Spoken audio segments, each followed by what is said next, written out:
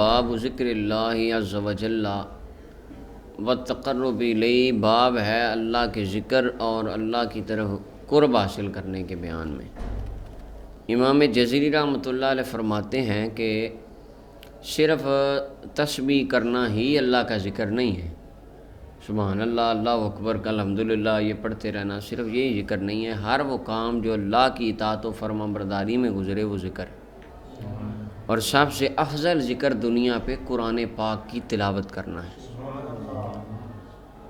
اچھا جی، ملا علی قاری رحمۃ اللہ علیہ چونکہ مشرباً آپ نقشبندی ہیں، اس وجہ سے آپ ذکر خفی کی افضلیت کے قائل ہیں، اور ہم بھی چونکہ نقشبندی ہمارا مشرب ہے تو ذکر خفی ہمارے سلسلہ عالیہ میں ہے۔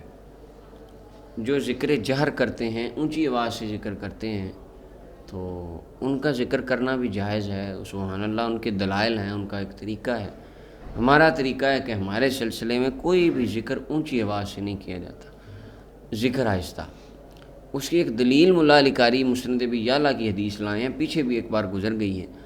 اما عائشہ رضی اللہ عنہ فرماتی ہیں نبی علیہ السلام نے ذکر خفی کی فضیلت میں فرمایا کہ جس کو حفاظتی فرشتے بھی نہیں سنتے، دل میں بندہ ذکر کرتا ہے اور آہستہ سے ذکر کرتا ہے، سنتا ہی کوئی نہیں کسی کو، فرمایا وہ 70 گنا زیادہ اس کا اللہ اجر قیامت کا دن ہوگا، مخلوق حساب کے لیے جمع ہوگی، حفاظتی فرشتے آئیں گے، جو انہوں نے لکھا سب دکھا دیں گے اللہ، اور ان کو کہا جائے گا کہ دیکھو بندے کی کوئی چیز باقی ہو، کہیں گے نہیں یا اللہ، جو ہم جانتے تھے، جو ہم نے لکھا، ہم نے سارا تول دیا، نامہ مال میں سارا ہو گیا۔ اللہ فرمائے گا میرے بندے کی کچھ ایسی نیکیاں تم نہیں جانتے، میں جزا دوں گا، وہ ذکر الخفی، اور وہ ذکر خفی ہوگا اس کو، اللہ اس کی جزا دے گا۔ امام سیوطی نے اس کو بدور الصافرہ فی احوال الاخرہ کے اندر ذکر کیا۔ اور ذکر کے ساتھ اللہ کا قرب حاصل کرنا، اس کے متعلق کچھ حدیث اور فضائل اس کے آئیں گے۔ پہلی فصل 2261 نمبر روایت ابو ہریرہ اور ابو سعید رضی اللہ عنہ روایت فرماتے ہیں، نبی صلی اللہ علیہ وسلم نے فرمایا نہیں بیٹھتی کوئی بھی قوم اللہ کا ذکر کرنے، یعنی جو بھی قوم اللہ کا ذکر کرنے کے لیے بیٹھ جائے، بیٹھنے کے دو معنی ہیں، ایک ہے بیٹھ کر، ایک طرح چلتے پھرتے ذکر کرنا، یہ اور چیز ہے، ایک ہے اہتمام کر کے، ٹائم نکال کے بیٹھ کے بندہ ذکر کرے، ایک دوسری بات ہے بیٹھنے کا معنی ہے کہ استمرار یہاں پہ مراد ہے، دوام۔ مثلا ہم کہتے ہیں یار فلاں بندے کو نا وہاں پہ بٹھایا، بس اور وہاں ہی ساری زندگی بیٹھا رہا، کیا مطلب اس کا؟ کیا مطلب ہوتا ہے ساری زندگی وہاں بیٹھا رہا؟ کیا مطلب؟ اس نے ساری زندگی اسی جگہ پہ گزار دی۔ اسی طرح فرمایا جو بیٹھ جائے قوم اللہ کا ذکر کرنے، کیا مطلب؟ ساری زندگی اپنی ذکر الہی ہمیشہ، یعنی ذکر الہی کرتے رہیں، وہ دن میں گھنٹہ کریں، 2 گھنٹے کریں، 1 گھنٹہ، آدھا گھنٹہ، جتنا بھی کریں، یعنی ہمیشہ کریں ذکر، ایک یہ معنی ہے اس کا۔ خیر، تو ظاہر کے اندر یہی ہے کہ ابتداً عام نارمل روٹین میں جو ٹائم نکال کے بیٹھ جائے، جو قوم اللہ کے ذکر کرنے کے لیے بیٹھے، حفتہم الملائکہ، فرمایا ان پر فرشتے ان کا احاطہ کر لیتے ہیں، فرشتے ان پہ چھا جاتے ہیں۔ اچھا جی، فرشتے ان کے پاس آ کے ان کو ڈھانپ لیتے ہیں، وغشیتہم الرحمہ، اور فرمایا ان کے اوپر رحمت چھا جاتی ہے، ان کے اوپر اللہ کی خاص رحمت چھا جاتی ہے۔ وَنَزَلَتْ عَلَيْهِمُ السَّكِينَةُ، اللہ ان پر سکون نازل فرماتا ہے۔ سکینت کا ایک معنی وہ فضائل القرآن والے چیپٹر میں گزر گیا، سکینہ وہ جہاں پہ حضرت اسید بن حضیر قرآن پڑھ رہے تھے اور وہ اوپر سے آیا بادل، فرمایا وہ سکینہ تھا، یعنی سکینہ حدیث میں فرشتوں کی ایک جماعت کو بھی کہا گیا ہے، یعنی آقا کریم علیہ السلام ابھی ارشاد فرما رہے ہیں جو ذکر کرنے بیٹھتا ہے قوم، اللہ کا ذکر کرنے بیٹھتی ہے، ایک تو ہے ان پر فرشتے اپنے پروں کی چھاؤں کرتے ہیں، ان کا طواف کرتے ہیں، ان کے ارد گرد گھومتے ہیں، ان کے پاس آتے ہیں، اور دوسرا ان پہ رحمت آتی ہے، اور وہ سکینت یعنی خاص اللہ کی رحمت والے جو فرشتے ہیں وہ بھی آتے ہیں ان کے پاس۔ وَذَكَرَهُمُ اللَّهُ فِي مَنْ عِندَهُ، اور اللہ رب العالمین ان میں جو رب کے پاس ہوتے ہیں، کون؟ ای من الملائکۃ المقربین وارواح الانبیاء والمرسلین، انبیاء و اولیاء کی روحیں اور خاص فرشتے جو اللہ کی بارگاہ میں حاضر ہوتے ہیں، ان کے پاس اللہ تعالیٰ اپنے ذکر کرنے والے بندوں کا تذکرہ فرماتا ہے کہ میرے بندے میرا ذکر کر رہے ہیں۔ امام مسلم نے اس حدیث کو روایت کیا۔ اب سوال ہے جو قوم ذکر کرنے کبھی اکٹھی نہ ہو، جو بیٹھے ہی نہ، تو یہ حدیث کا پھر کیا مطلب ہے؟ یہ اس کا ثواب اور اجر یہ کیا ہے؟ پھر آج ہم 10 بندوں کو بٹھا کے ذکر کریں تو کہتے ہیں یہ بدعت ہے، اور ہر بدعت اور ہر بس لہٰذا کو 10 بندے اگر آج ہم لے کے ذکر کرنے بیٹھ جائیں تو اس سے ہمیں ہمارے جو جس ماحول میں ہم رہتے ہیں ہمیں جہنم کی نوید سنا دی جاتی کہ آپ اب حضور کیا فرما رہے ہیں. ایک دین ہے یہ ہمیں فرقہ واریت والے لوگ بتاتے ہیں، اور ایک یہ رسول اللہ صلی اللہ علیہ وسلم. اب میں بیٹھ کے ہفتہ وار روزانہ یا ماہانہ ذکر کی کوئی مجلس، جسے ہمارے یہاں محفل دروشی ہوتی ہے، تو ایک ٹائم ہے مخصوص، مغرب سے عشاء، اس کے اندر درود پاک پڑھنا ہے، بس کچھ نہیں ہونا، صرف دروشی پڑھنا، ذکر کرنا. تو یہ ذکر کی فضیلت آئی ہے حدیث پاک میں، یہ کرنا آقا کریم علیہ السلام اس کی ترغیب دی ہے. 2262 نمبر روایت. ابو ہریرہ رضی اللہ عنہ فرماتے نبی صلی اللہ علیہ وسلم مکہ کے راستے میں چل رہے تھے. فمر علی جبل، ایک پہاڑ پر سے آپ کا گزر ہوا، یقال له جمدان، اس پہاڑ کو جمدان کہا جاتا تھا. اور فقال، نبی کریم صلی اللہ علیہ وسلم نے فرمایا چلو یہ جمدان ہے، جمدان، چلو یہ جمدان ہے. پھر فرمایا سبق المفردون، مفردون آگے چلے گئے، سبقت لے گئے. عرض کی آقا صحابہ نے عرض کی آقا مفردون کون ہے آگے جانے والے؟ فرمایا الذاکرون اللہ کثیرا والذاکرات، کثرت سے اللہ کا ذکر کرنے والے مرد اور عورتیں یہ آگے چلے گئے، سبقت لے گئے. کس میں سبقت لے گئے؟ درجات میں. اب یہاں پہ یہ کیوں فرمایا یہ جمدان ہے چلو؟ اس کی وجہ یہ تھی، فرمایا یہ پہاڑ ہے، یہاں سے چلو، کیونکہ ذکر کرنے والے آگے بڑھ گئے ہیں، لہذا تم کیا کرو، تم بھی ذکر کرتے ہوئے اس کے پاس سے گزرو، قیامت کے دن یہ تمہاری گواہی دے.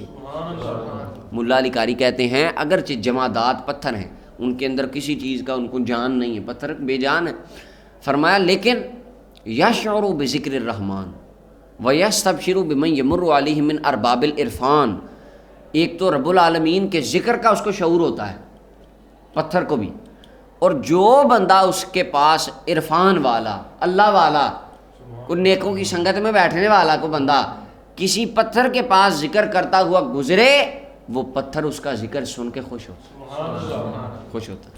اور حدیث ہے تبرانی کے اندر حضرت عبداللہ ابن مسعود کی سند سے ہے کہ فرمایا ایک پہاڑ ندا دیتا ہے ساتھ والے کو، اور اسے پوچھتا ہے، ایک پہاڑ دوسرے سے پوچھتا ہے حل مر بک احد ذکر اللہ، کیا تیرے پاس کوئی ایسا بندہ گزرا ہے جس نے اللہ کا ذکر کیا ہو؟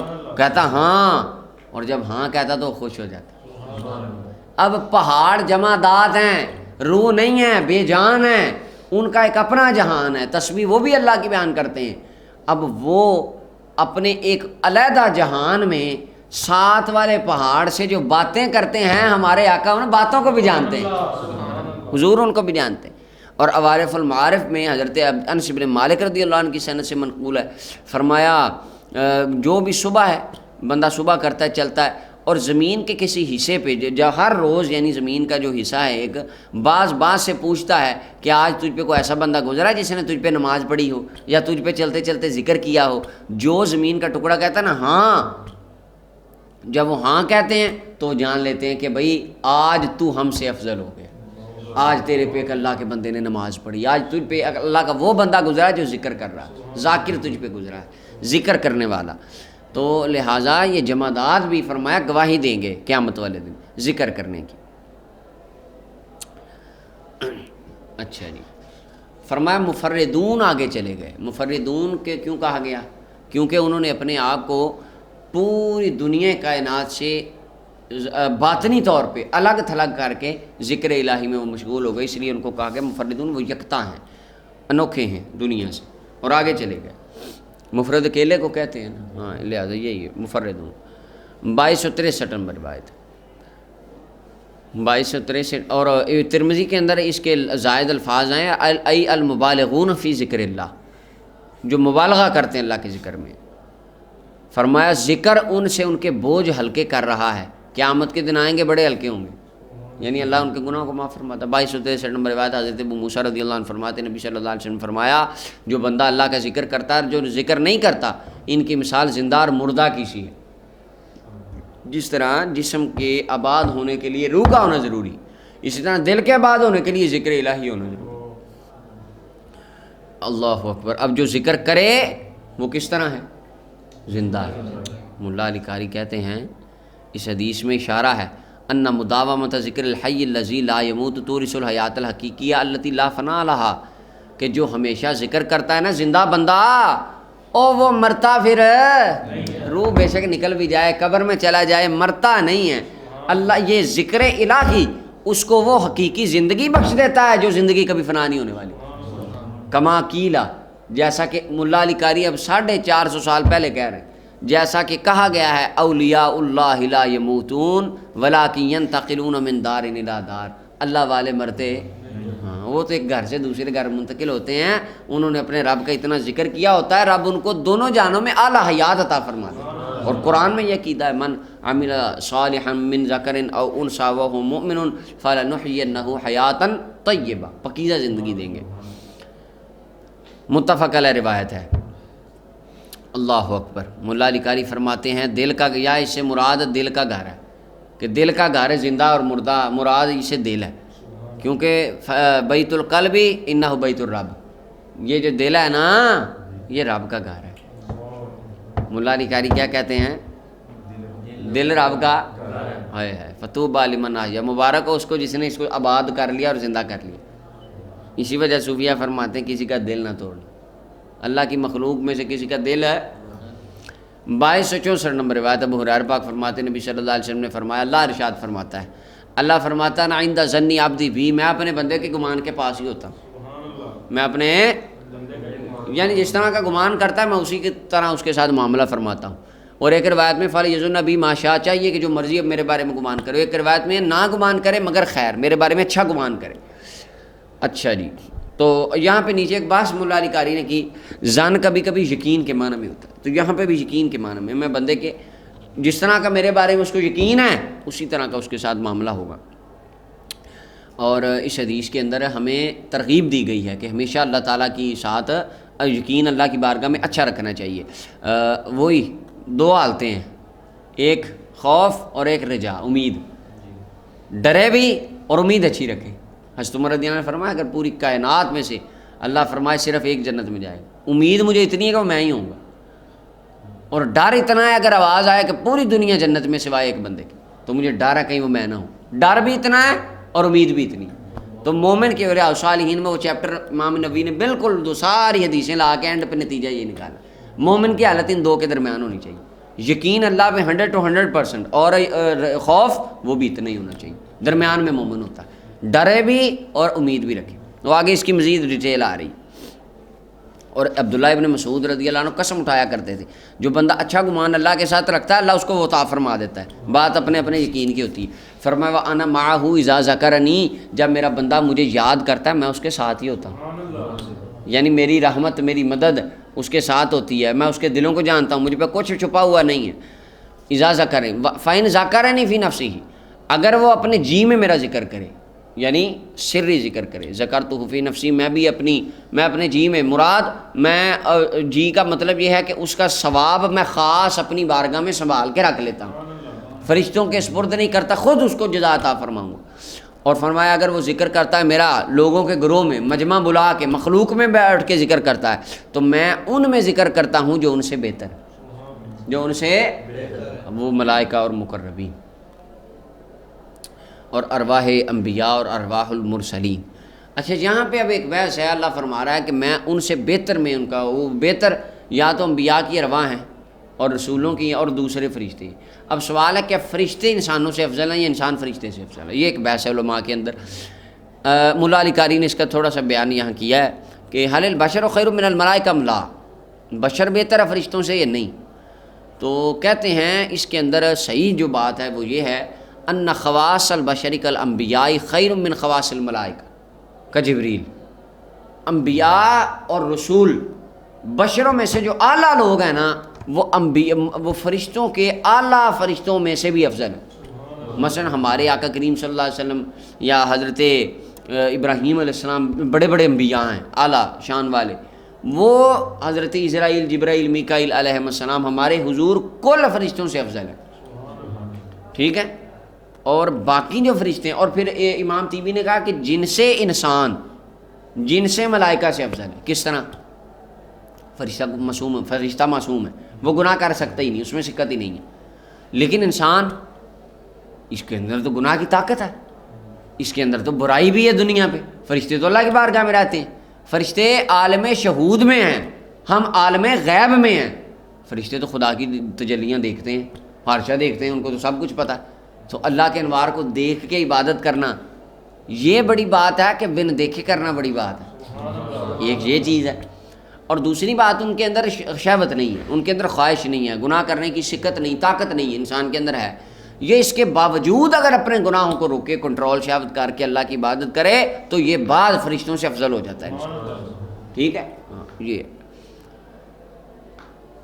متفق علیہ روایت ہے، اور امام ترمذی، نسائی، ابن ماجہ وغیرہ نے بھی اسے روایت کی ہے. 2265 نمبر روایت ابو ذر غفاری فرماتے ہیں، نبی صلی اللہ علیہ وسلم نے فرمایا، اللہ فرماتا ہے جو بندہ ایک نیکی کرے گا تو اس کا اجر 10 گنا ہے. وازید فرمایا میں زیادہ بھی کر دوں گا. 10 ہے جتنا خلوص اتنی زیادتی، 700 لاکھ تک، کروڑ، جتنا اللہ چاہے. وہ ایک حدیث میں آتا ہے تم صدقہ کرتے ہو اللہ اس کو پالتا ہے جس طرح تم میں سے کو بندہ اپنے بچڑے کو پالتا ہے. فرمایا تھا کہ قیامت کے دن ایک کھجور اور پہاڑ جتنی ہوگی تو اللہ زیادہ کر دے گا جتنی چاہے گا. یہ جتنا خلوص ہوگا، جتنے ایمان سے دی ہوگی اتنا ثواب ہوگا. نارمل یہ ہے کم از کم ثواب ایک نیکی کے 10 گنا ہے، زیادہ کی حد کوئی نہیں. جتنی مولا چاہے، ایک جگہ 700 آئی ہے، لاکھ بھی آئی ہے، وہ چاہے تو کروڑوں اربوں کر دے. ومن جاء بالسیئہ، اور فرمایا جو بندہ گناہ کرے گا، گناہ لائے گا تو اس کی جزا اس کی مثل ہے. ایک گناہ کا، ایک برائی کا 1% گناہ، لیکن ایک اچھے کام کا 10 نیکیاں. اب دیکھ لیں، گناہ میں عدل ہے، گناہ بندہ کر رہا ہے تو اس کے بدلے میں جزا میں عدل ہو رہا ہے، لیکن نیکیوں میں عدل نہیں ہو رہا، فضل ہو رہا ہے. دیکھیں عدل تو یہ ہے میں نے ایک اچھا کام کیا تو مجھے 1 گنا ثواب ملے، اس ایک کام کی 1 نیکی ملے، لیکن 10 مل رہی ہیں. یہ فضل ہے، یہ رحمت ہے، اور یہ ہم پہ ہوا ہے تو سرکار کی نسبت کی برکت سے ہوا ہے. فرمایا ومن جاء بسیئہ فجزاؤ سیئۃ مثلھا او فاغفر، یہاں فرمایا میری رحمت عین ممکن ہے میں بخش دوں، میری طرف ہے نا، میں عین ممکن میں بخش دوں یا میں بخش دوں گا. ومن تقرب منی شبرا، اور جو میری طرف ایک ہاتھ، یہ شبر، یہ شبر ہے، ٹھیک ہے، ایک بالشت میرے قریب آیا، یعنی تھوڑا سا بھی، مراد یہ سمجھانا ہے تھوڑا سا میرے قریب آیا. تقربت منہ ذراعا، حضور فرماتے میرا اللہ فرماتا ہے میں اس کے ایک ہاتھ قریب آتا ہوں.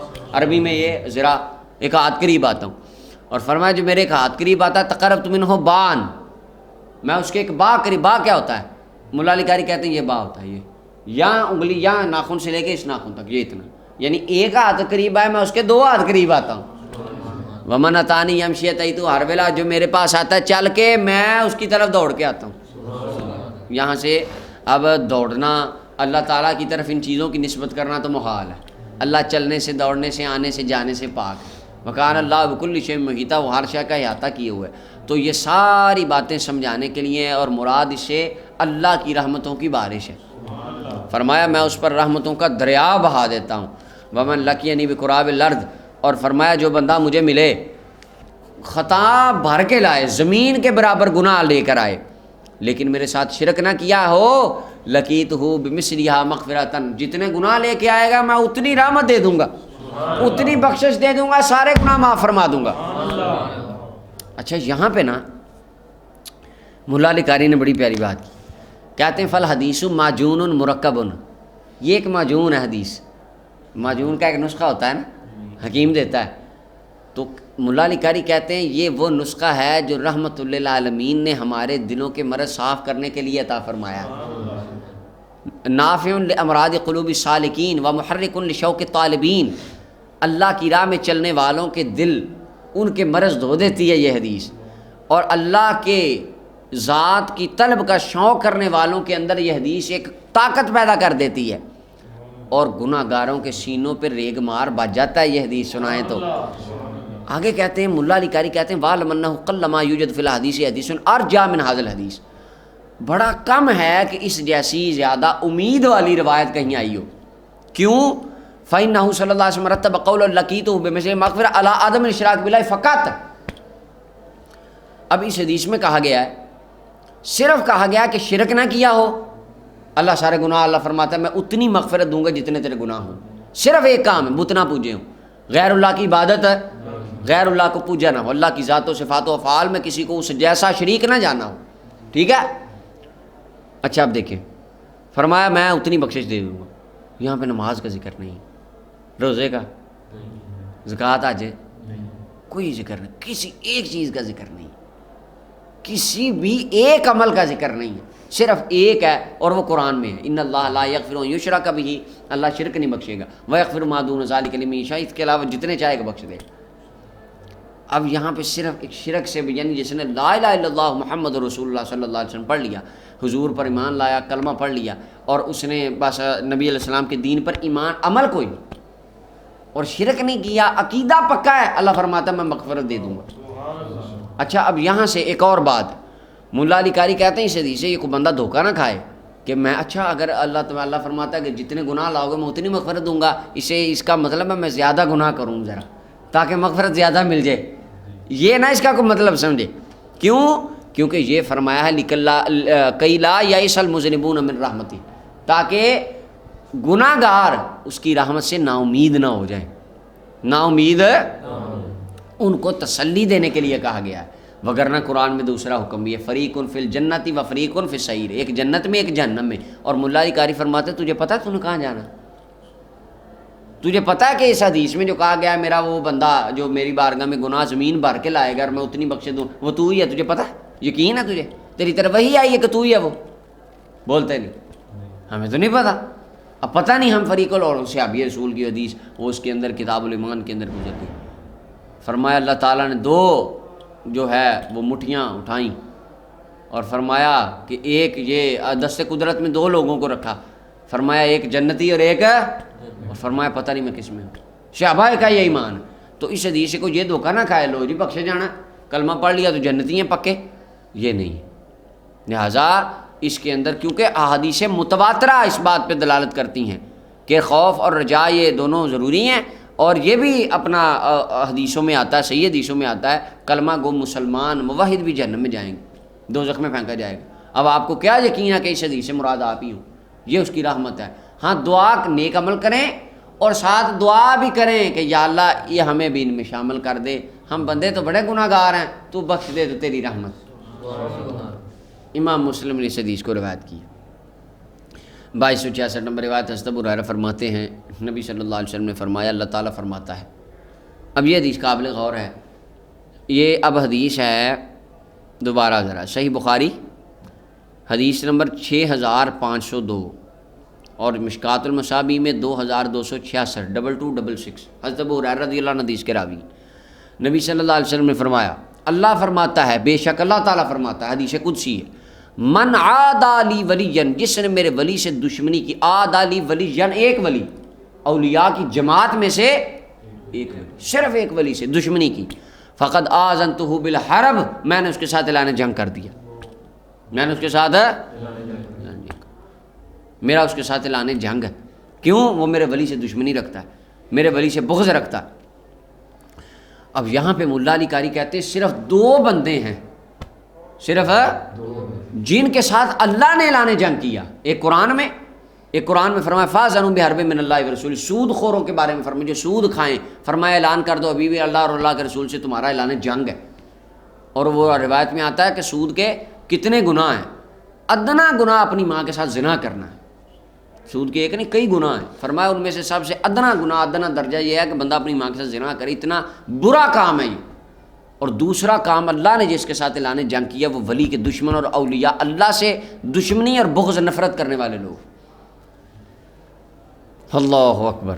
فرمایا میں نے اعلان جنگ کر دیا. وما تقرب الی عبدی بشیء. اچھا اب یہاں پہ دیکھیں کئی لوگوں نے اولیاء اللہ کے خلاف پہلے امت میں انجیکشن لگائے زہر کے، نفرت کے، ان کا وہ چورن بکھا نہیں، وہ ان کی جو ہے نا وہ تبلیغ مشہور نہیں ہوئی کیونکہ یہ حدیث سے یہ بات تھی. اب آج کل ایک نیا کام چل پڑا، انہوں نے کہا کہ ولیوں کا انکار کر دو. لوگ جنہیں ولی مانتے ہیں آپ کو یہ کیسے ولی ہیں؟ قرآن میں دکھاؤ کہیں لکھا ہے یہ ولی ہیں، دکھاؤ قرآن میں یہ ولی ہیں، کہاں لکھا؟ اللہ. وہ اولیاء کی ذاتوں کا انہوں نے انکار شروع کر دیا. اب اللہ کیا فرماتا ہے؟ اللہ فرماتا ہے وما تقرب الی عبدی بشیء، میرا بندہ جو میرا قرب حاصل کرتا ہے نا کسی چیز کے ساتھ، مجھے سب سے زیادہ محبوب وہ چیزیں ہیں جو میں نے اس پر فرض کی ہیں. پہلا کام ہے ولی فرائض کی ادائیگی کرتا ہے، فرائض کی اچھا جی، فرائض کی پہلی ادائیگی کرے، اور اس کے بعد فرمایا ہمیشہ بندہ میرا قرب حاصل کرتا رہتا ہے نوافل کے ساتھ، پہلے فرض پڑھتا ہے، جب فرض کامل ہو جائیں پھر نفل شروع کر دیتا ہے، پھر وہ تہجد کی راتیں جاگتا ہے۔ حضرت سرکار شیخ عبد القادر جیلانی غوث پاک رضی اللہ عنہ 40 سال رات کو آپ نے جاگ کے اللہ کی عبادت میں گزارے ہیں، 40 سال سوئے نہیں، یعنی رات کو ساری رات جاگتے رہے اور اللہ کی عبادت میں انہوں نے صرف کر دی۔ امام ابو حنیفہ رحمۃ اللہ علیہ ساری رات آپ قیام میں گزارا کرتے تھے، عبادت میں گزارا کرتے تھے۔ فرمایا بندہ میرا نوافل کے ساتھ قرب حاصل کرتا رہتا ہے یعنی عبادت کرتا رہتا ہے، حتیٰ کہ میں اس کے ساتھ محبت فرمانے لگ جاتا ہوں میں اس کے ساتھ محبت کرتا ہوں۔ اور فرمایا جب میں محبت کرتا ہوں اس کے ساتھ، کنت سمعہ الذی یسمع، میں اس کی سماعت بن جاتا ہوں جس کے ساتھ وہ سنتا ہے، میں اس کی بصارت بن جاتا ہوں جس کے ساتھ دیکھتا ہے، میں اس کے ہاتھ بن جاتا ہوں جس کے ساتھ پکڑتا ہے، پاؤں بن جاتا ہوں جس کے ساتھ وہ، کیا معنی ہے اس کا؟ چلتا ہے، بولتا ہے، پکڑتا ہے، دیکھتا ہے، کیا معنی ہے؟ ایک نہیں کئی معنی بیان کیے ہیں علماء نے۔ ملا علی قاری کہتے ہیں ہاں اس کے ایک، اب معنی ذرا ترتیب سے، یہ پہلا معنی کہ ان اعضاء سے جو کام وہ کرتا ہے نا، میں اس کے لیے وہ عبادت والے کام آسان کر دیتا ہوں، ایک۔ دوسری چیز فرمایا اس کے ہوتا ہی نہیں ہے، وہ محفوظ عن الخطا ہو جاتا ہے، نیک کام ہی کرتا ہے۔ تیسرا معنی ان اعضاء کے اندر قدرت الہیہ شامل ہو جاتی ہے، یعنی اللہ کی قدرت کا خاص مظہر اور اللہ کی قدرت کا خاص جلوہ ان اعضاء میں آ جاتا ہے۔ اچھا، ملا علی قاری نے اب بڑی پیاری بات کی، کہتے ہیں جب اس کے اعضاء میں وشاہد ان الموجد لذالک، حافظ ابن حجر کہتے ہیں وہ جو بھی سنتا ہے، جو دیکھتا ہے، جو پکڑتا ہے، جو چلتا ہے، الا شاہد ان الموجد لذالک، وہ گواہی دیتا ہے کہ یعنی اس کا ایک لیول اس طرح کا بن جاتا ہے، اس کا ایک درجہ اور ایک مقام اس طرح کا بن جاتا ہے، ان اعضاء میں میری رحمت شامل حال ہوتی ہے، وہ جدھر دیکھتا ہے اس کو میری قدرت کے جلوے نظر آتے ہیں۔ وہ جہاں نگاہ کرتا ہے، آنکھ سے کوئی چیز دیکھے، اس کو اس دیکھی ہوئے شے میں مولا نظر آتا ہے، خدا کا جلوہ نظر آتا ہے، جو سنے اس سننے میں اس کو اپنے مولا کا جلوہ نظر آتا ہے، جو ہاتھ سے پکڑے دیکھے کسی چیز کو اس کو اللہ کا جلوہ نظر آتا ہے، چل کے جائے اور سیر کرے زمین کی اللہ کا جلوہ نظر آتا ہے۔ ایک مقام آتا ہے، وہ کہتا ہے سبحانی ما عظم شانی، اور کہہ دیتا ہے انا الواحد فی الدہر۔ شیخ ابن عربی ان کے مزار پہ آج بھی لکھا ہوا ہے انا الواحد فی الدہر۔ تو یعنی یہ ایک خاص کیفیت اس کی ہو جاتی ہے، اور وہ ایک مقام پہ جا، وہ جدھر دیکھتا ہے اس کو پوری کائنات میں خدا کے علاوہ کچھ نظر ہی نہیں آتا، اللہ ہی اللہ، ہر طرف اللہ ہی اللہ۔ اور پھر وہ یہ لیول ہے جو یہاں جا کے انہوں نے یہ باتیں کی، سبحانی ما عظم شانی اور انا الواحد فی الدہر، جس کو ہم شتحیات کے نام سے یاد علماء کرتے ہیں کہ یہ ان کی ایک حالت سا، وہ انسانی نارمل روٹین میں تھے ہی نہیں اس وقت۔ اگر کوئی بندہ نارمل روٹین میں یہ بات کرے تو اس کے اوپر حد لگانا یا اس کو قتل کر دینا لازم، جو اس طرح کہے کہ میں، وہ جس طرح آتا ہے کہ یہ یہاں پہ مولا علی قاری کا قول ابی یزید لیس فی الجبۃ غیر اللہ، ان کا جبے میں اللہ کے علاوہ کوئی نہیں ہے، تو یہ خاص کیفیت تھی ان کی۔ وگرنہ اور اس کی اپنا اگر یہ اس طرح نہ ہو، نارمل روٹین میں بندہ بات کرے، جو بھی حضرت شاہ منصور حلاج جو تھے ان کو سولی کیوں دی گئی تھی؟ اسی وجہ سے تو دی گئی تھی۔ اللہ اکبر۔ اور اگلا قرآن سے ایک معنی اس کا ملتا ہے، قرآن کریم میں جو اس کا معنی بیان ہوا ہے وہ یہ ہے کہ فرمایا نا جو یہ میرے بندے ہیں اولی الایدی والابصار، وَوَهَبْنَا لَهُ اسحاق ویعقوب، ہم نے اسحاق دیا، یعقوب، اولی الایدی والابصار، یہ ہاتھوں والے ہیں اور آنکھوں والے ہیں۔ اب سوال ہے باقی دنیا اندھی ہے، باقی نبی نہیں ہے؟ ایسا تو نہیں ہے، آنکھیں تو آپ کی بھی ہیں، ہاتھ تو آپ کے بھی ہیں۔ اللہ فرماتے ہیں یہ میرے حبیب بندے، یہ میرے پیارے بندے ہاتھوں والے ہیں اور آنکھوں والے۔ کیا مطلب؟ ہاتھ تو ان کے ہیں قوت خدا والی، خدا کی قوت، خدا کی عطا کردہ قوت ہے، مولا کے فیض کی قوت ہے، اللہ والی قوت ہے، مراد اللہ نے دی ہے۔ اور فرمایا آنکھیں تو ان کی ہیں لیکن قوت اللہ نے دی ہوئی، بیٹھتے ادھر ہی ہیں، دیکھتے سب کچھ ہی ہیں۔ تو یہ ہے کہ خدا کی قوت آ جاتی ہے ان اعضاء میں۔ وَإِنْ سَأَلَنِي، فرمایا اگر وہ مجھ سے کچھ مانگے میں اس کو ضرور عطا کر دیتا ہوں، میں اس کو اگر مجھ سے پناہ مانگے تو میں اس کو پناہ دے دیتا ہوں، وہ جو مجھ سے مانگتا ہے میں دے دیتا ہوں. بھائی اسی لیے ہم دعا کرانے جاتے ہیں، جو مانگتا ہے مجھ سے میں دے دیتا ہوں. فرمایا وما ترددت عن شیء، میں کسی چیز سے توقف نہیں کرتا، ٹھہرتا نہیں، رکتا نہیں، تردد نہیں کرتا. اللہ فرماتا ہے کسی چیز میں ہر جو میرا ارادہ ہو میں کرتا ہوں. میرا توقف مومن کی جان کے بارے میں ہوتا ہے، مومن کی جان کے بارے میں توقف کس چیز کا ہوتا ہے؟ آگے فرمایا یکرہ الموت، میرا بندہ، میرا ولی، میرا حبیب بندہ موت کو ناپسند جان رہا ہوتا ہے. وانا اکرہ مساءتہ، اور میں ناپسند کرتا ہوں اس کی ناراضگی کو. وہ بھی دنیا سے جانا نہیں چاہ رہا، میں یکدم اس کی روح نکال کے اس کو ناراض ہے. اللہ دیکھیں اب اپنے پیارے بندوں کا خیال کتنا رکھتا ہے، اپنے بندوں کے مزاج کا اللہ کتنا خیال رکھتا ہے. یہ اللہ کو کتنا، یہ صرف اس کا فضل ہے، صرف اس کی رحمت ہے، یہ اس کا کرم ہے، وہ اتنی محبت فرماتا ہے بندوں سے. ولا بد لہ من، حالانکہ اس کے لیے موت ضروری ہے.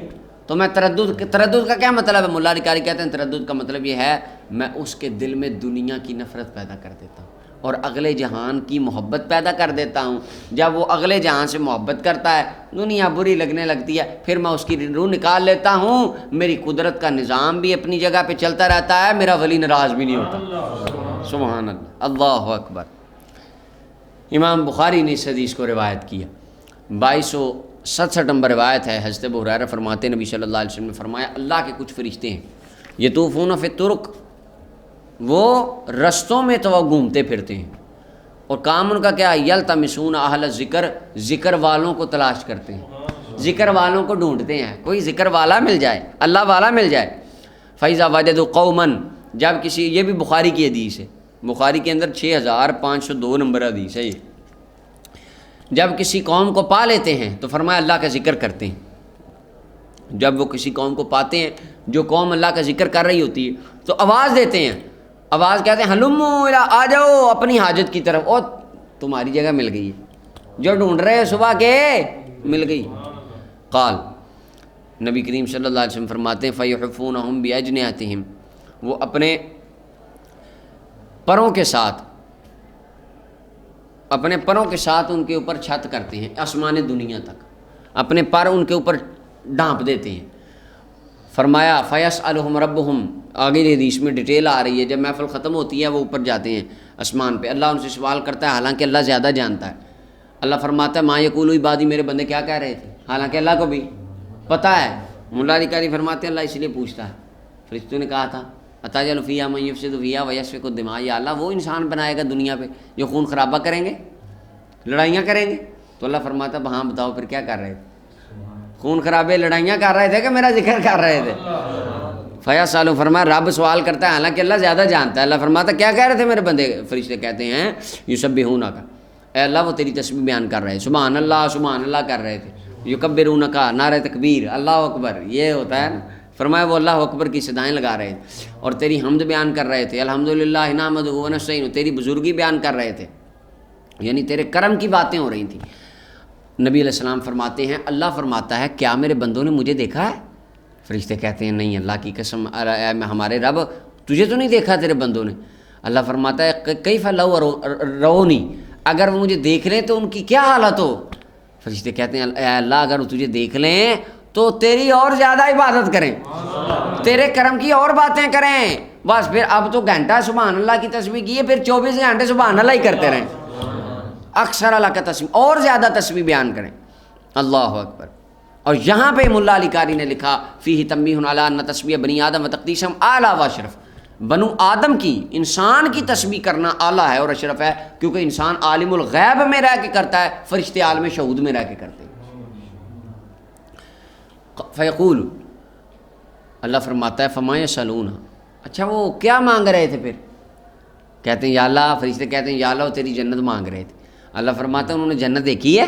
فیقولون، فرشتے کہتے ہیں نہیں اللہ کی قسم رب انہوں نے جنت نہیں دیکھی. رب فرماتا ہے اگر دیکھ لیں تو کیا ہو، پھر ان کی کیا حالت ہو، کیا کریں وہ اگر دیکھ لیں؟ یا اللہ اگر وہ دیکھ لیں تو اور بھی اس کی طلب پیدا ہو جائے اور زیادہ اس کے اندر رغبت کرنے لگے. ابھی تو جنت دیکھی نہیں ہے، ہے جنت پر ہم نے دیکھی، آپ نے دیکھی، کسی عالم پیر مفتی کسی عالم نے نہیں دیکھی. صرف کائنات میں ایک ہستی ہمارے آقا کریم علیہ السلام کی، جنہوں نے آنکھوں سے گئے ہیں، حضور نے سیر فرمائی ہے اور آ کے ہمیں بتا دیا ہے، اور ہم نے تو اپنے آقا کو بھی نہیں دیکھا۔ سرکار ہمیں 14 صدیاں پہلے بتا گئے یا جنت ہے، ہم تو 14 صدیاں بعد بھی مان رہے ہیں، یہی تو ایمان ہے۔ تو یا اللہ اگر دیکھ رہے ہیں تو رغبت اور بڑھ جائے۔ اللہ فرماتا ہے کس سے وہ پناہ بھی مانگ رہے تھے، کس سے پناہ مانگ رہے تھے؟ فرشتے کہتے ہیں یا اللہ جہنم سے پناہ مانگ رہے تھے، اللہ فرماتے ہیں جہنم دیکھی ہے؟ فرشتے کہتے ہیں اللہ کی قسم رب نہیں دیکھی جہنم انہوں نے۔ اللہ فرماتا ہے اگر دیکھ لیں کیا ہو، یا اللہ اگر دیکھ لیں تو اور بھی زیادہ اس سے ڈریں اور ان کا خوف زیادہ ہو جائے، بھاگیں اس سے۔ اللہ فرماتا ہے فَأُشْهِدُكُمْ، اور میں تمہیں گواہ بناتا ہوں، قد غفرت لہم، ذکر کی محفل میں بیٹھنے والے سب کی میں نے بخشش فرما دی، گناہ معاف کر دیے سب۔ اللہ اکبر، گناہ معاف کر دیے۔ قال، نبی کریم صلی اللہ علیہ وسلم فرماتے ہیں، اب دیکھیں حد سدرۃ المنتہا جبریل علیہ السلام کی، فرشتے 7ویں آسمان پہ جا کے اللہ سے یہ باتیں کرتے ہیں۔ دنیا پہ محفل، دنیا پہ فرشتے کیا کرتے ہیں؟ دنیا پہ کیا کرتے ہیں؟ ذکر کی محفلیں ڈھونڈتے ہیں پہلے، وہاں پہ جا کے کیا کرتے ہیں؟ پاکستان میں آج ہمارے ادھر شیخ پورہ میں کوئی ذکر کی محفل ہو، وہاں پہ فرشتے آ کے کیا کرتے ہیں؟ اس کے بعد وہ کہاں جاتے ہیں؟ 7ویں آسمان پہ، وہاں پہ جا کے اللہ سے جو باتیں کرتے ہیں حضور مدینے میں بیٹھ کے سب جانتے ہیں۔ اب کون سا فرشتہ کیا کر رہا ہے، کہاں جا رہا ہے، کس سے کیا باتیں کر رہا ہے، اللہ نے اس کا علم بھی اپنے حبیب کو عطا فرمایا۔ فرمایا اللہ فرماتا ہے میں نے ان کو بخش دیا، تمہیں گواہ بنا لیا، بخش دیے میں نے، سارے بخش دیے آج ذکر کی محفل میں بیٹھنے والے۔ قال، فرشتہ کہتا ہے، حضور علیہ السلام نے فرمایا یقول، ایک فرشتہ کہتا ہے، فرشتوں میں سے ایک فرشتہ کہتا ہے فیہم فلان، یا اللہ ان میں فلاں بندہ تھا، اس کا نام لیتا ہے، یعنی ذکر کی محفل میں آنے والوں کے نام بھی فرشتے جانتے ہیں۔ یا اللہ ان میں فلاں بندہ تھا، لیس منہم، وہ ان میں سے تو نہیں تھا، وہ ان میں سے انما جاء لحاجۃ، وہ تو کسی کام آیا تھا، وہ تو دنیاوی کام آیا تھا، دنیا کے کسی کام آیا تھا اور آ کے ان کے ساتھ بیٹھ گیا، تو یا اللہ اس کو تو نہیں بخشنا چاہیے۔ یعنی مراد ملائی کی مراد ہوتی فرشتے کی کہ اس کو بخشنا، کیوں وہ تو ذکر کرنے والوں میں ہے ہی نہیں، اور وہ ذکر کرنے کی محفل میں ذکر کی نیت سے بھی نہیں آیا، وہ تو کام آیا تھا اور بیٹھ گیا آگے۔ انما جاء لحاجہ، قال، اللہ فرماتا ہے ہم الجلساء لا یشکا جلیسہم، وہ جو بیٹھنے والے ہیں نا، ان کی صحبت میں بیٹھنے والا بدبخت ہو ہی نہیں سکتا، ان کی صحبت میں بدبخت بیٹھنے والا نہیں ہو سکتا۔ جو آیا ہے کام آیا، جس چکر میں بھی جو آ کے میرے ولیوں کی صحبت میں، میرے ذکر کرنے والے بندوں کی صحبت میں بیٹھ گیا، میں نے ان کے صدقے اس کے گناہ بھی معاف کر دیے۔ اور اس حدیث میں ملا علی قاری کہتے ہیں پتہ چلا ذکر والوں کے پاس بیٹھنا چاہیے، اور عارفین صوفیاء فرماتے ہیں اسبہم اللہ کی بارگاہ میں بیٹھا کرو۔ اگر اللہ کی بارگاہ میں نہیں بیٹھ سکتے، ان کے پاس بیٹھ جایا کرو جو رب کی بارگاہ میں بیٹھنے والے ہیں، اللہ والوں کے پاس بیٹھا کرو۔ اللہ اکبر، امام بخاری نے اسے روایت کیا۔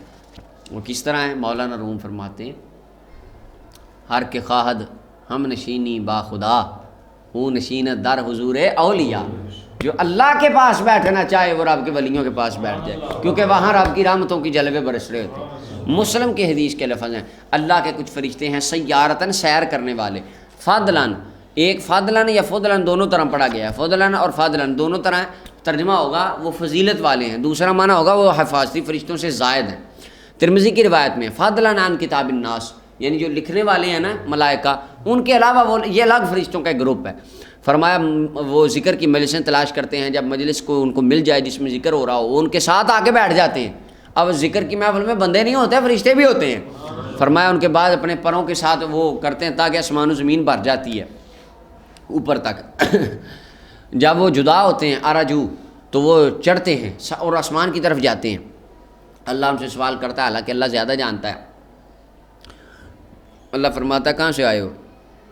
وہ کہتے ہیں ہم تیرے جینا من عند عبادک، تیرے بندوں کے پاس سے آئے ہیں زمین میں، وہ تیری تسبیح بیان کر رہے تھے، تیری بڑائی بیان کر رہے تھے، تیری بزرگی کرم کی باتیں ہو رہی تھی، تیری حمد و ثنا ہو رہی تھی، تجھ سے مانگ رہے تھے کچھ۔ اللہ فرماتا کیا مانگ رہے تھے؟ یا اللہ تیری جنت مانگ رہے تھے۔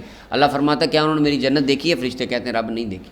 کیا ہو ان کا حال اگر جنت دیکھ لیں؟ تو قالوا، وہ کہتے ہیں اور پیچھے وہ گزر گیا کہ یا اللہ وہ اور بھی رغبت کریں اور زیادہ تیری رحمت کی طرف طالب ہو جائیں. فرمایا اور پناہ بھی مانگ رہے تھے. کس سے پناہ مانگ رہے تھے فرشتے؟ کہتے ہیں یا اللہ تیری جہنم سے. کیا انہوں نے جہنم دیکھی ہے؟ نہیں. کیا لو اگر وہ دیکھ لیں. پیچھے گزر گیا. یا اللہ زیادہ ڈرے. قالو فرشتے کہتے ہیں یا اللہ بخشش بھی مانگ رہے تھے. اللہ فرماتا ہے اچھا جاؤ پھر میں نے ان کے گناہ بخش دیے.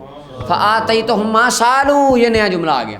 انہوں نے جو محفل میں دعا کی میں نے ان کو ادا کر دی. دعائیں قبول ہوتی ہیں ذکر کی محفل میں. فرمایا وَأَجَرْتُهُمْ، اور میں نے ان کو پناہ دے دی جس سے وہ پناہ مانگ رہے تھے. جہنم سے پناہ، جنت دے دی، گناہ معاف کر دیے، دعائیں قبول ہو گئیں. یقولون، فرشتے کہتے ہیں رب فیہم. اب یہاں پہ یہ اگلی بات سبحان اللہ. رب فیہم، اے میرے رب ان میں فلان، ایک بندہ تھا فلاں، عبد خطاء، خطا مبالغے کا صیغہ، بڑا ہی گناہ گار بندہ تھا، بہت زیادہ گناہ گار، وہ بہت گناہ کرتا ہے. انما مرہ، وہ تو یوں ہی گزرا اور اس نے دیکھا لائٹیں شائٹیں لگی ہیں، بندے بیٹھے ہیں، تو فجلس معہم، وہ آ کے بیٹھ گیا ان کے پاس، یوں ہی آ گیا. اس کا ارادہ، اس نے کہا چلو بعد میں چاول بھی انہوں نے دینے ہیں وہ اسی نیت سے، لنگر کی نیت سے آ گیا. کئی بندے ہمارے محفل میں لنگر کی نیت سے بھی جاتے ہیں. تو وہ آ کے بیٹھ گیا.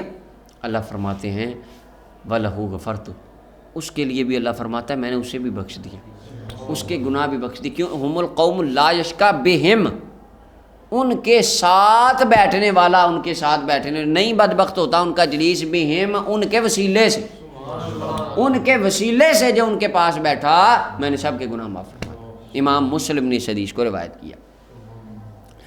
اللہ اکبر. ابھی اس میں اللہ والوں کی بارگاہ میں بیٹھنے کی ترغیب حاصل ہو رہی ہے حدیث پاک میں. 2268 نمبر روایت ہے. حضرت حنظلہ فرماتے ہیں، یہ حضرت حنظلہ وہ ہیں کہ جنہوں نے جو کاتب وحی تھے. ایک حضرت حنظلہ ہیں وہ جن کو غسیل الملائکہ فرشتوں نے غسل دیا تھا. یہ وہ والے نہیں ہیں، یہ دوسرے ہیں، یہ کاتب وحی ہیں. کہتے ہیں مجھے حضرت ابو بکر ملے. حضرت ابو بکر نے فرمایا کہ کیا حال ہے تیرا حنظلہ؟ میں نے کہا جی حنظلہ منافق ہو گیا. کہا سبحان اللہ، تو کیا کہہ رہا ہے، یہ بات کیا کر رہا ہے؟ قلت، میں نے کہا جی ہم نبی کریم صلی اللہ علیہ وسلم کے پاس ہوتے ہیں، حضور ہمیں نصیحت کرتے ہیں جہنم اور جنت کے بارے میں، یعنی جہنم سے ڈراتے ہیں، جنت کی رغبت دلاتے ہیں. تو ہماری حالت یہ ہوتی ہے گویا کہ ہم سب کچھ آنکھوں سے دیکھ رہے ہیں. جب سرکار جنت کی باتیں کرتے ہیں تو جنت آنکھوں کے سامنے آ جاتی ہے، جہنم کی باتیں کرتے ہیں جہنم سامنے. فائزہ خرجنا، جب ہم حضور کے پاس سے جاتے ہیں گھر تو ہم اپنے بیوی بچوں میں مشغول ہو جاتے ہیں، بچوں کے کھلانے لگ جاتے ہیں، بیویوں کے کام ہوتے ہیں، گھر کے کام کاج. ودیات، دیت ان کہتے ہیں کہ جس کے ساتھ بندہ اپنا وہ کرے، کیا اس کو کہتے ہیں، ذریعہ معاش حاصل کرے، اس کو دیات. اپنے کاموں میں، کاروبار میں لگ جاتے ہیں، زراعت میں، تجارت میں لگ جاتے ہیں. ہم بہت ساری باتیں بھول جاتے ہیں. حضرت ابو بکر فرمانے لگے اللہ کی قسم ہمیں بھی اسی طرح کا کبھی حال معلوم ہوتا ہے اس طرح کی کیفیت ہو جاتی ہے ہماری بھی. کہتے ہیں حضرت حنظلہ کہتے ہیں میں اور حضرت ابو بکر آئے نبی صلی اللہ علیہ وسلم کی بارگاہ میں. میں نے کہا حضور حنظلہ منافق ہو گیا. یا رسول اللہ، سرکار نے فرمایا معاذ آقا، وہ کیسے، یعنی یہ تو کیا کہہ رہا ہے؟ میں نے عرض کیا کہا ہم آپ کی بارگاہ میں ہوتے ہیں، آپ ہمیں جنت و جہنم کی باتیں بتاتے ہیں گویا کہ آنکھوں سے سب دیکھ رہے ہیں. یہ ریاض الصالحین میں گزر گئی حدیث. فیضا خرجنا، جب ہم آپ کے پاس سے نکل کے جاتے ہیں، ہم بیوی بچوں اور مال دولت میں اور اپنے کاروبار میں گم ہو جاتے ہیں، بہت ساری باتیں بھول جاتی ہیں. حضور نے فرمایا اس ذات کی قسم جس کے قبضہ قدرت میں میری جان ہے، اگر تم ہمیشہ اس حالت پر رہو جو حال میرے پاس بیٹھ کے ہوتا ہے، تو فرمایا فرشتے تمہارے ساتھ مصافحہ کیا کریں. اللہ کے فرشتے تمہارے ساتھ مصافحہ کیا کریں، علانیہ طور پہ، واضح عام طور پہ تم سے فرشتے سلام لیا کریں گے. آپ اللہ فرشکم وفی طرقکم، یعنی ہر جگہ پہ، ہر مقام پہ تمہارے پاس فرشتے آیا کریں گے. اللہ اکبر. لیکن اے حنظلہ ساعتن و ساعتن، یہ وقت وقت کی بات، یہ ہے، یہ آپ یہ چیز جانتے ہوں گے، اہل نسبت بندوں کو پتہ ہوتا ہے کہ ہر وقت کیفیت ایک طرح کی نہیں ہوتی. ہر وقت ہاں، کبھی بڑی بڑی قبض کی آتی ہے، وہ تنگ ہو جاتا ہے انسان، اور کبھی کبھی بسط کی کیفیت آتی ہے. یہ قبض اور بسط کی کیفیتیں، یہ تصوف کے مسافر کے لیے یہ ابتدائی چیزوں میں یہ حصہ ہوتا ہے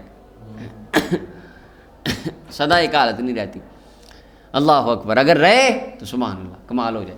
یعنی حضرت آقا کریم صلی اللہ علیہ وسلم نے اس بات سے یہ بتایا ان کو کہ یہ کوئی ضروری نہیں ہے ہر انسان کی ہر وقت حالت وہی رہے. ٹھیک ہے، وہ یہ ہر انسان یہ ضروری نہیں ہے. لہٰذا اس کا تمہیں مکلف ہی نہیں بنایا گیا کہ ہر وقت تمہاری وہی حالت رہے جو میری بارگاہ میں بیٹھ کے ہوتی. اگر وہ ہو تو پھر تو لہریں بہریں ہو جائے، کمال ہو جائے. لہٰذا دنیا کے حقوق یہ بھی تمہارے اوپر لازم ہے. بہرحال ٹھیک ہے. اچھا جی، اور یہ جو انہوں نے تشبیہ دی اپنے آپ کو کہ انزلہ منافق ہو گیا، یہ تشبیہ تھی صرف، کیونکہ نفاق کے اندر ہوتا ہے بندہ اوپر سے اور اندر سے. تو اس کے اندر نفاق کے اندر حالتیں ہوتی ہیں 2 حالتیں. یہاں پہ حضرت حنظلہ فرما رہے تھے کہ میری بھی حالتیں اس ٹائم 2 ہیں، کہ بعض اوقات تو اللہ کی رحمت اتنی اور اتنی توجہ اللہ کی طرف کہ سبحان اللہ، اور کبھی کبھی وہ کیفیت گم ہو جاتی. تو 2 حالتوں کو اس کے ساتھ تشبیہ دی گئی. مراد کلی منافق نہیں، مراد تشبیہ من بعد الوجوہ ہے، بلاغت کا اصول ہے جو. تو اس سے مراد تشبیہ من بعد الوجوہ ہے، کل الوجوہ نہیں ہے. صلی اللہ